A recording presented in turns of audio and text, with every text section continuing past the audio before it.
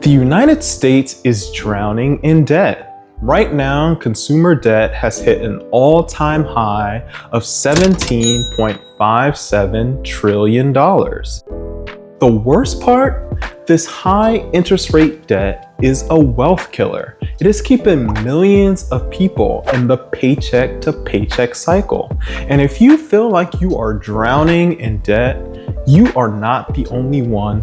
78% of Americans are living paycheck to paycheck.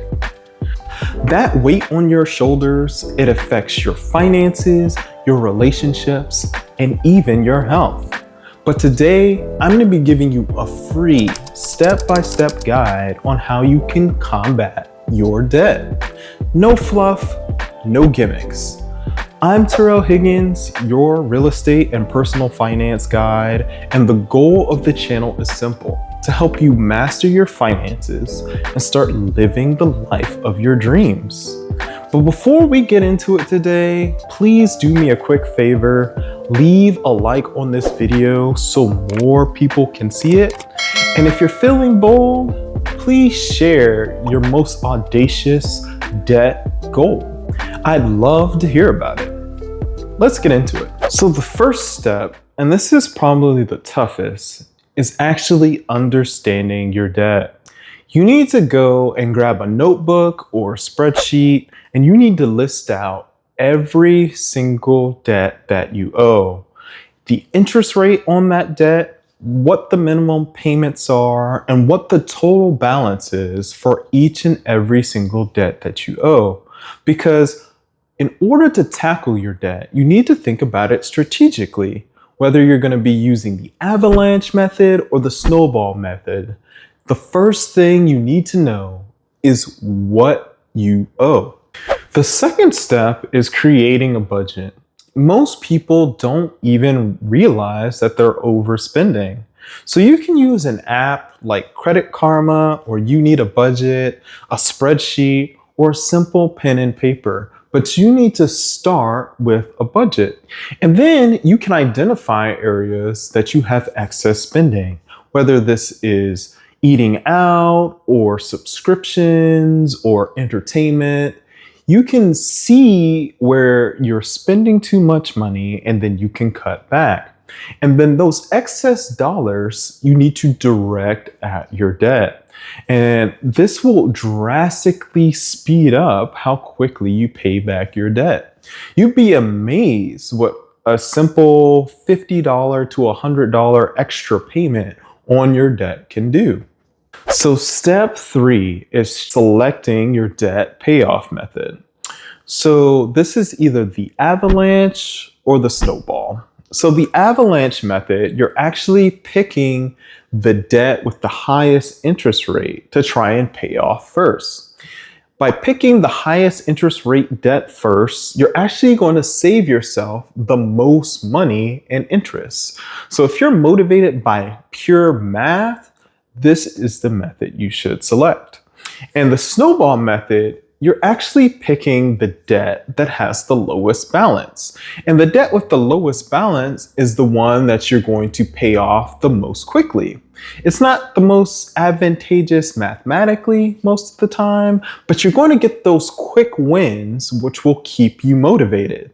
So whether you're motivated by math or those quick wins will decide whether you go with the Avalanche or the Snowball. But at the end of the day, the best method is the one that you are going to stick with and see through to conclusion. Step 4 is making extra payments. So any small amount that you can put towards your debt is going to make a huge difference. So if your bill is $92, round it up to $100. If you get a windfall of cash from a bonus at work, a tax return, or side hustle money, funnel that to your debt. If you can set up auto pay, that is preferred, because now you are automating the correct behaviors of making those additional payments. Imagine you purchased a $300,000 home on a 30-year mortgage at 6% interest. If you just did $100 extra each month, you will shave 4 years off of that payment plan. You'll finish paying it off in 26 years, and it will save you $53,000 in interest payments. That's right, $53,000. And that's just by adding an additional $100 to your payments. And one strategy that I really like for mortgages is setting up a bi-weekly payment schedule. And if you pay bi-weekly, you end up doing one additional payment per year. And this makes a huge difference in your amortization schedule on your home. So step 5 is exploring debt consolidation and refinancing. If you have a bunch of credit card debt, look for a 0% interest balance transfer card that might be available to you so you can transfer that balance over. If you have a bunch of student loans, look to see if you can refinance to a lower rate using a different company. And if you have multiple debts, you might be able to consolidate all those debts into a single payment and get a reduced rate. All these actions are designed to reduce the amount of interest that you're paying each month, so you're paying more towards the actual principal of your debt. If you have really bad credit, then debt consolidation and refinancing may not be an option. But you can always do the next step, which is talk to your lenders. Step 6 is calling your lenders.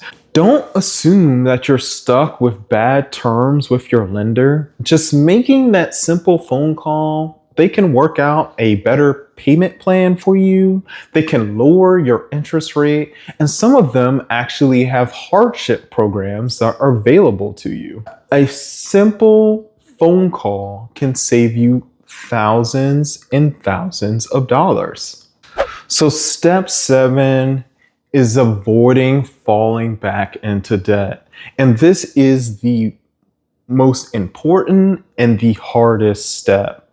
So I know when I started my financial journey, I did not have the discipline to use credit cards. So I just didn't use them. So if you have to hide your credit cards from yourself, I mean, you can go to the extremes of freezing them in blocks of ice in your freezer or cutting up your credit cards.